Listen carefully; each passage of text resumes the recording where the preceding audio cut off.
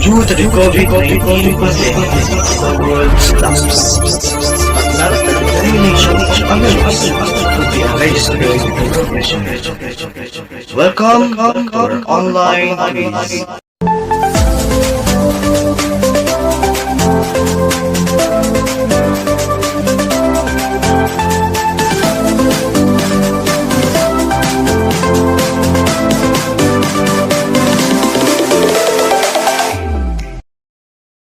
Hello nurses, midwives, and top-notchers! Welcome back to my YouTube channel. So maraming salamat po sa mga nagla-like at nagko-comment and nag-subscribe sa aking channel.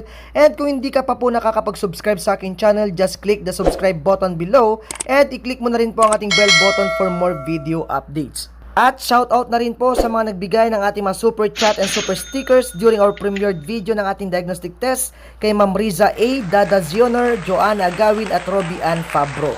So itong topic po natin ngayon ay request ni Best MT. Sabi niya, Sir, passive-active immunity naman po kung paano madaling intindihin. Katulad ng pagbigay mo ng example sa malpractice at negligence, sobrang daling tandaan. So, ang pag-uusapan natin sa ngayon ay about sa ating immunity. So, types of immunity ang ating topic ngayon kasi lumalabas po ito sa ating board exam. Okay, so let's begin our topic with your immune system. So, let's define your immune system first. So if we say immune system is a complex network of cells, tissues, organs, and substances they make that helps the body fight infections and other diseases. So immune system includes your white blood cells, thymus gland, spleen, tonsils, lymph nodes, lymph vessels, and your bone marrow. Okay? So ulitin ko, so if we say immune system, it includes your WBC, thymus gland, spleen, tonsils, lymph nodes, lymph vessels, and your bone marrow. Okay? So it is a complex network of cells, tissues, organs, and substances they make that helps the body fight infection and other diseases. So the immune system is made up of two parts. We have your innate immune system and the adaptive immune system. So if we say innate is your natural immune system, okay? It is the natural response of your body. So it is your non-specific or the general immune system. While if we say adaptive immune system, it is a form of specialized immune system. Okay? So again, so we have two types of your immune system. We have innate, which is the non-specific, and that is your general immune system.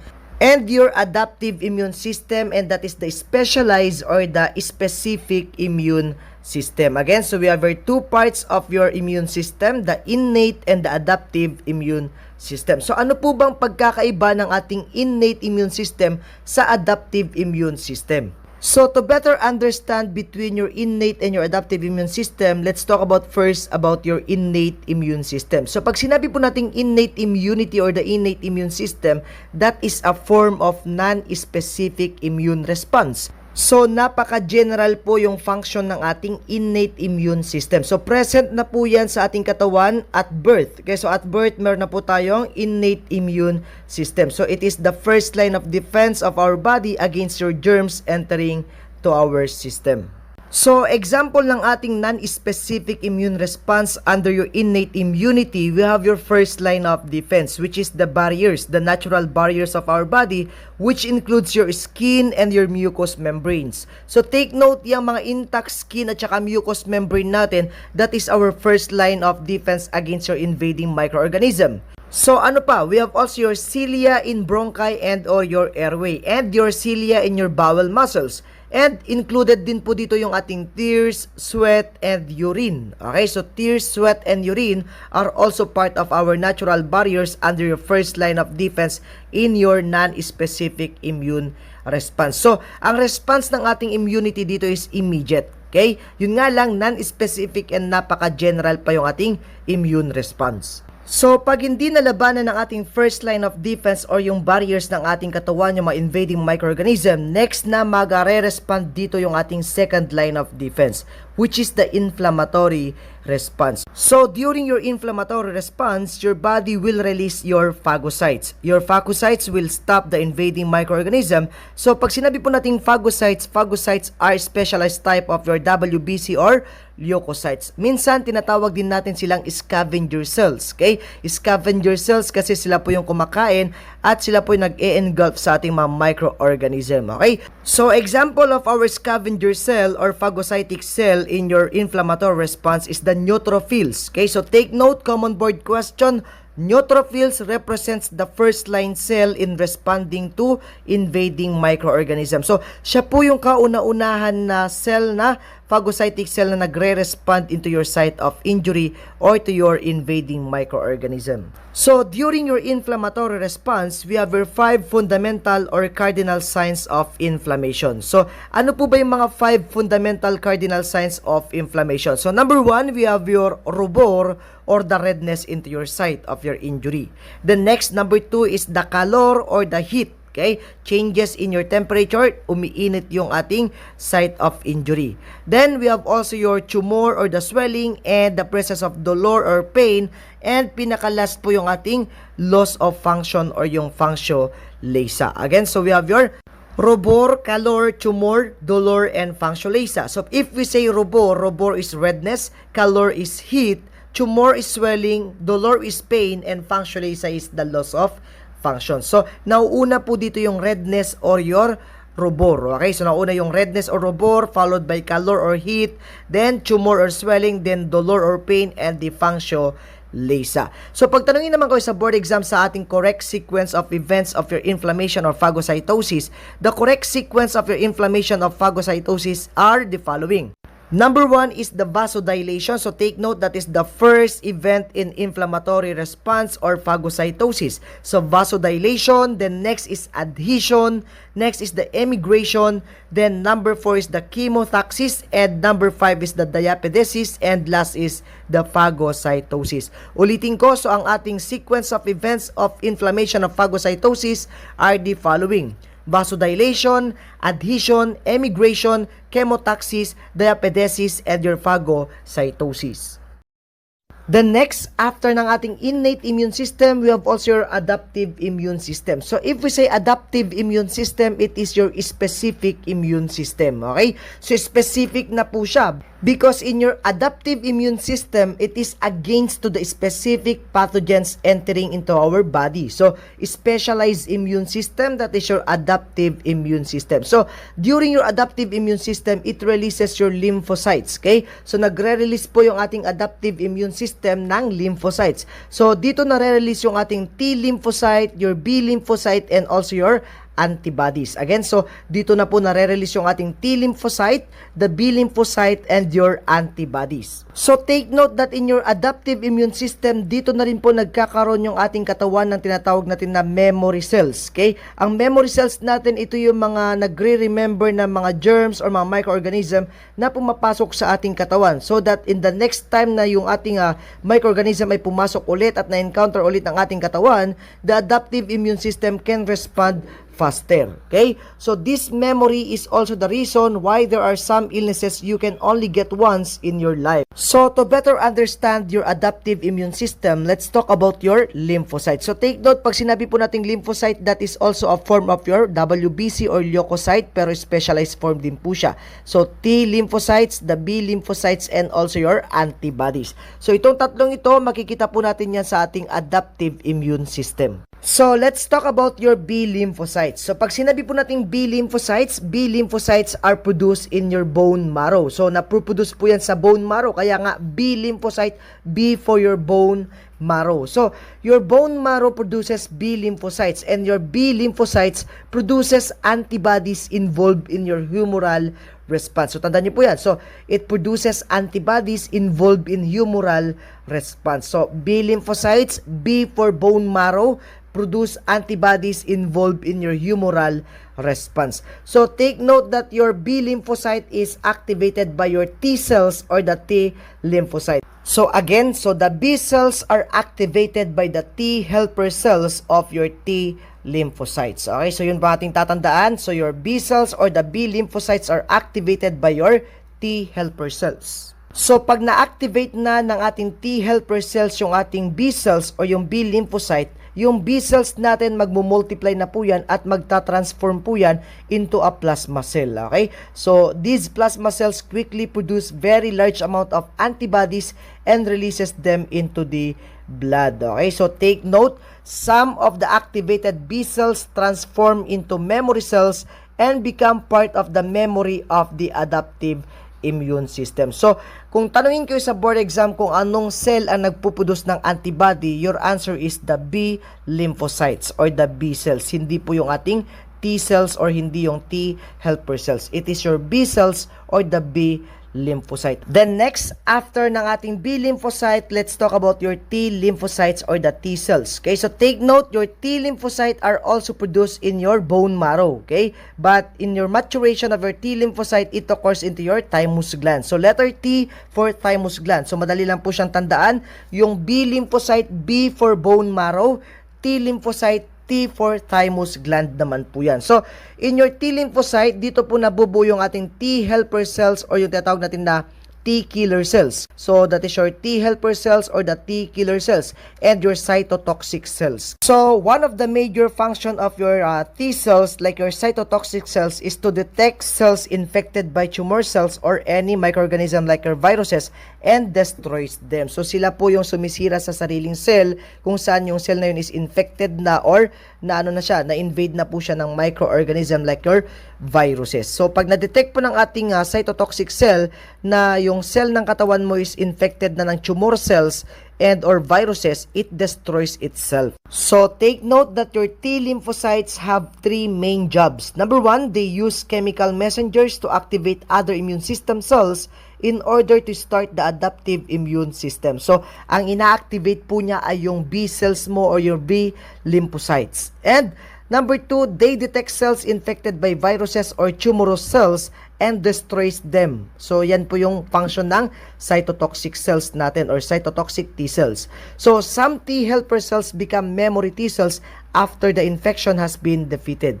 So, they can remember which germs or microorganism were defeated and are then ready to activate the adaptive immune system quickly if there is another infection. Kaya nga, minsan lang tayo nagkatigdas nung tayo bata kasi pag pumasok na ulit yung ating measles virus sa ating katawan, nadidetect na po yan ng ating mga memory cells. Okay, so pag na-remember niya na ay pumasok na yan dati sa aking katawan, agad-agad na po yan na magre-release ng mga chemical messengers to activate your immune system. So, dyan na mare-release yung ating B cells, then yung B cells gagawa na ng antibody at yung antibody na yung pipigil para hindi na siya makapag-invade pa ng ating mga normal cells at hindi na siya mag-incubate at makapagparami pa at mag-cause ng infection. Okay? So, yun po yung function ng ating T lymphocytes. Then next, after ng ating innate at saka adaptive immune system, we have your antibody response. So if we say antibodies, antibodies are protective protein found in the blood that is produced in response to foreign substances like your bacteria or viruses invading the body. So antibodies protect the body from diseases by binding to these organisms and destroys them. So tandaan niyo po yan.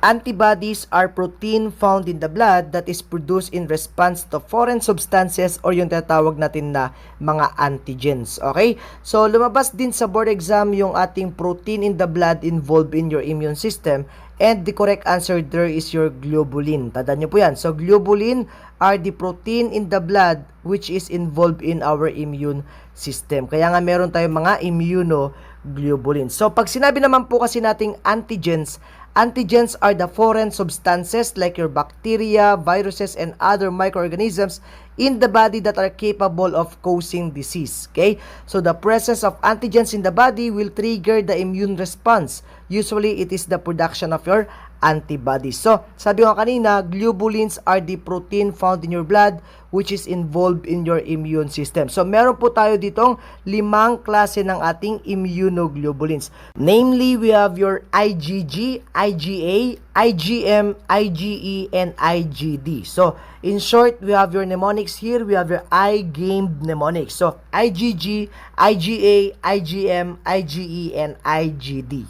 So if we say IgG, IgG is the transplacental immunoglobulin. So it is being passed from mother to the baby via the placenta during your pregnancy. So usually kapag ito ay transplacental, that is the natural passive. Okay, natural passive immunity ang binibigay niya. It usually lasts 6 months to 1 year. Okay, so 6 months to 1 year lang ang itatagal ng IgG sa katawan ni baby. So another is IgG is also used to COVID-19. Okay, so your IgG develops 7 to 10 days after your infection in your COVID-19. So take note that your IgG represents that you have had COVID-19 in the recent past and have developed antibodies that may protect you from the future. So sabi nga sa research that your IgG remains stable over 6 to 8 months or years daw ang itatagal niya kapag ikaw daw ay nagkaroon ng IgG sa inyong adaptive immunity. Again, so it develops 7 to 10 days after your COVID-19 infection and it will indicate that you have a recent past and have developed antibodies that may protect you from the future. So ibig sabihin yan, kapag meron kang IgG sa inyong dugo, circulating IgG will indicate your recent past exposure to the disease and your body may have had developed antibodies that may protect you from the future. So, your antibodies IgG will remain stable over 6 to 8 months or over years po yan. Okay? Then next, after ng ating IgG, we have also your Iga antibody. So pag sinabi naman po nating Iga antibody, that is your immunoglobulin or antibody passed through your breast milk during your breastfeeding. So napakataas po ng ating Iga content sa ating colostrum ng breast milk ni nanay. And take note that your Iga is a form of your natural passive immunity. Then next, we have also your Igm antibody. So if we say immunoglobulin M, that is the first antibody to appear during your immune response after your initial exposure to a certain microorganism. So yan po yung unang nag-a-appear kapag kayo po ay merong infection. So take note that your IgM will indicate that you may have been infected. Okay? So you may have been infected or it represents active or recent infection. Especially kapag sa COVID natin yan ginamit, kapag nag-positive ka po sa ating IgM test, it suggests that you may have been infected with COVID-19. So IgM level rises after 1 week of your initial infection. Ulitin ko, so yung IgM mo, tumataas po yan mga 1 week after ng infection. Okay? So IgM level rises after 1 week after initial exposure to your infectious microorganism. Then, after ng 1 week na yan, mag-increase naman na yung IgG. So, between 7 to 10 days of your infection, mag-increase naman na yung level of IgG. Okay? So, yun po ang ating tatandaan dyan. Then, next, we have also your Ige antibody. So, if we say Ige antibodies, Ige is the least abundant antibody. So, it is involved in protection from parasitic diseases and allergic response. So, Ige, ang kate, kadire. Kasi nga, that is your antibody which is involved in your parasitic disease and your allergic response. Kapag meron po tayong mga hypersensitivities, atopic diseases, so yan po yung nag-a-appear sa ating dugo. It is your Ige antibody for the protection from parasitic diseases and your allergic reaction. And pag sinabi naman po nating IgD, IgD is the immunoglobulin D or antibody which is involved in the B cell maturation, B cell maintenance, B cell activation, and your B cell silencing. So, pag sinabi nating IgD, tandaan mo na lang that is involved in your B cell maturation. Okay, so that is your IgD. Again, so we have your 5 types or forms of your antibodies: the IgG, IgA, IgM, IgE, and IgD. Then next, after ng ating antibodies, we have now your types of immunity. So, in terms of origin or source of our immunity, we have your natural and your artificial. So, pag sinabi nating natural, we have your innate to our body cells. So, galing po yan mismo sa ating katawan. And pag sinabi po nating artificial, artificial immunity is from your synthetic sources. Okay? So, pwedeng galing yan sa mga injected antibodies or pwedeng galing yan sa mga bakuna na nare-receive po natin. Okay? So, we have 2 types of your immunity in terms of origin or source. We have your natural from your body cells and artificial from synthetic sources. Then next, in terms of your protection naman, meron po tayo ditong passive immunity at saka yung active immunity. So, if we say active immunity, this is when your body is exposed to a foreign substance, the cells of the immune system actively respond. So, yan na po, dyan na po pumapasok yung ating innate immunity at saka yung ating adaptive immunity. So, tandaan lang natin kapag active yung immunity, it provides your lifelong protection, okay? So, it provides lifelong protection or long-lasting immunity pag ito ay active immunity. Pag sinabi naman po nating passive immunity are the antibodies from another person or animal that can be injected or transfused to your body. So it is called passive because the individual did not create the antibodies, but instead it is received preformed antibody. So passive, pinasa lang sa'yo.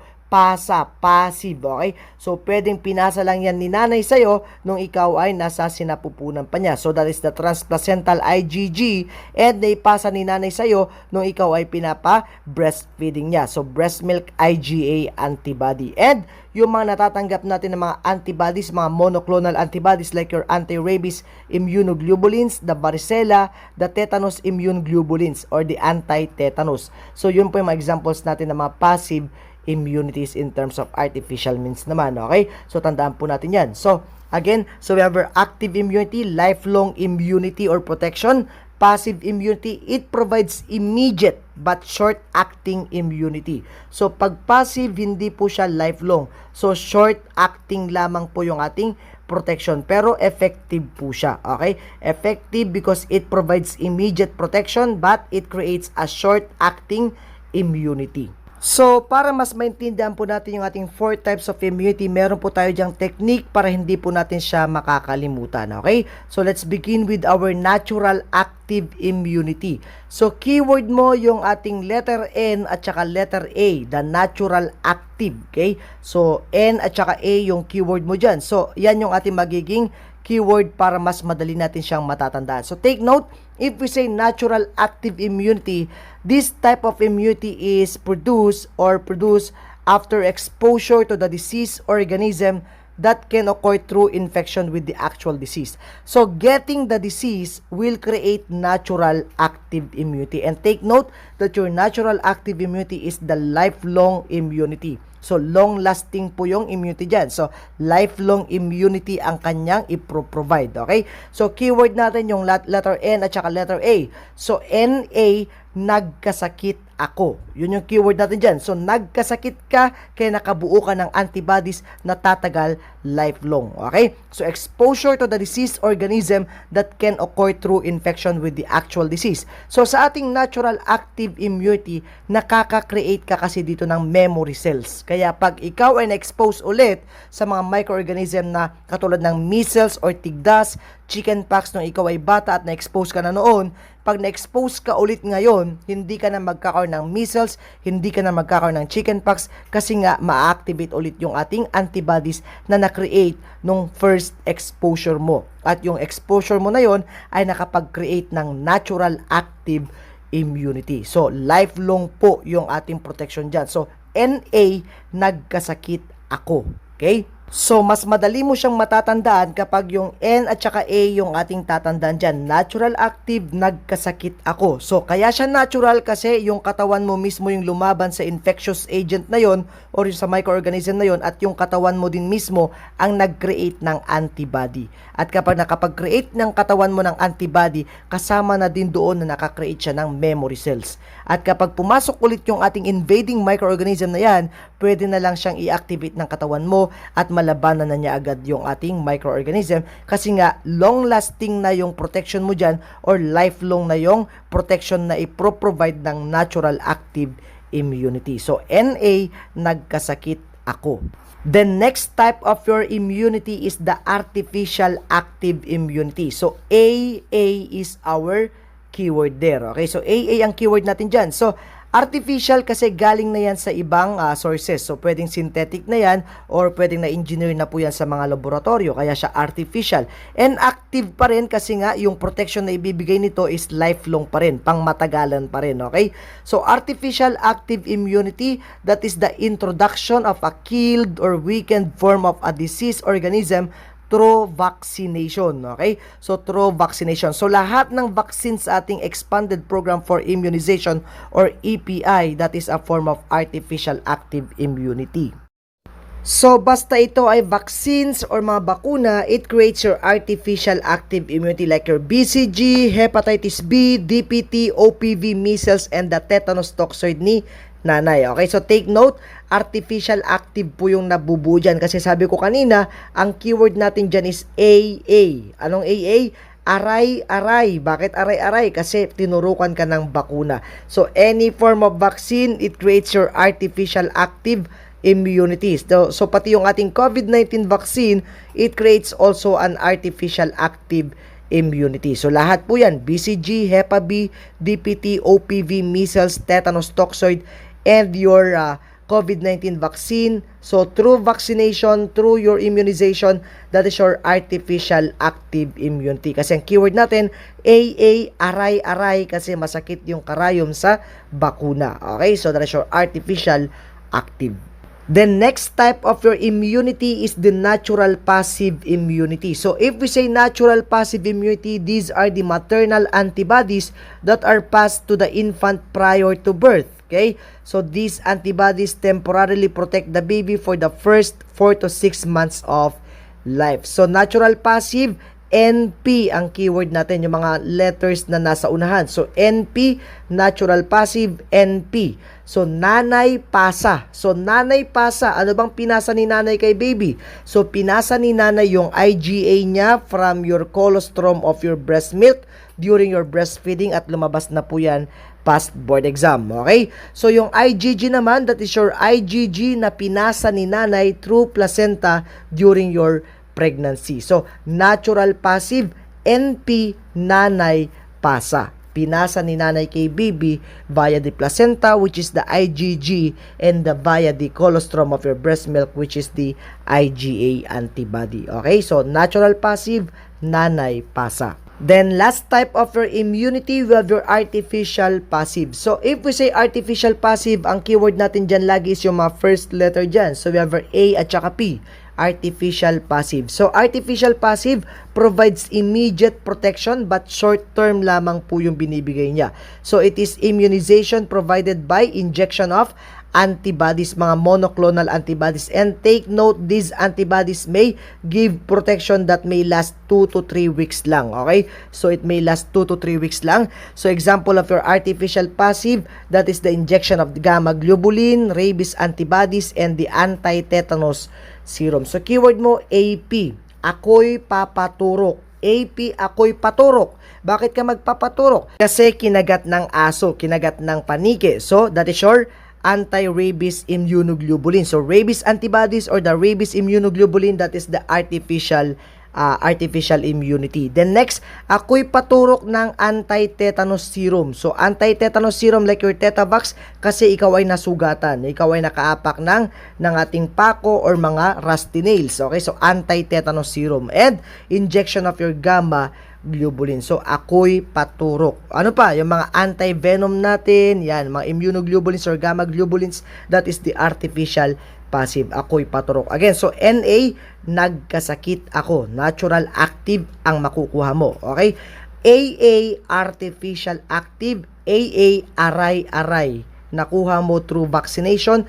That is your artificial active. The next, NP, natural passive, nanay pasa. Pinasa ni nanay yung mga antibodies like IgG and IgA kasi transplacental and through breastfeeding. Yung through breastfeeding, yan yung lumabas last board exam. And artificial passive, ako'y paturok. So, injection of gamma globulin, anti-rabies immunoglobulin, anti-tetanus serum. Magpapaturok ka kasi kinagat ka ng aso, magpapaturok ka kasi nasugatan ka. So, artificial passive, ako'y paturok. So, take note, ang pagkakaiba ng tetanus toxoid kay anti-tetanus serum. Kay tetanus toxoid, Tetanus toxoid will create artificial active kasi tetanus toxoid vaccine po yan, okay? So, part po yan ng ating immunization program. So, yung anti-tetanus naman kasi or the tetanus serum or yung ating tetavax, that is the artificial passive. Kasi, take note, yung ating tetanus hindi po yung nag-create ng immunity. Kaya kailangan kapag ikaw ay nasugatan, kailangan mo magpaturok ng anti-tetanus, okay? Unlike kay tetanus toxoid is a form of vaccine, kaya siya ay artificial active. And take note also, nurses, kapag tinurok kay nanay yung tetanus toxoid, makukuha ni nanay yung immunity via artificial active. Tapos, kapag pinasa niya yung ating antibody during pregnancy kay baby, the baby may acquire protection against tetanus via natural passive naman po yun. Okay? Natural passive kasi ipapasa lang ni nanay yung nakuha niya nung pregnant siya na tetanus toxoid kay baby na nasa sinapupunan pa niya. Kaya kapag pinasa ni nanay kay baby yung antibodies ng tetanus toxoid na na-receive niya, so si baby maproprotektan ng 1 year, okay? And the protection is known as the natural passive. Kay baby po yun. Kay nanay, artificial active. Kay baby na ipasa na yan, so natural passive na po ang tawag doon pagpunta kay baby. So, these are the 4 types of your immunity: natural active, artificial active, natural passive, and your artificial passive.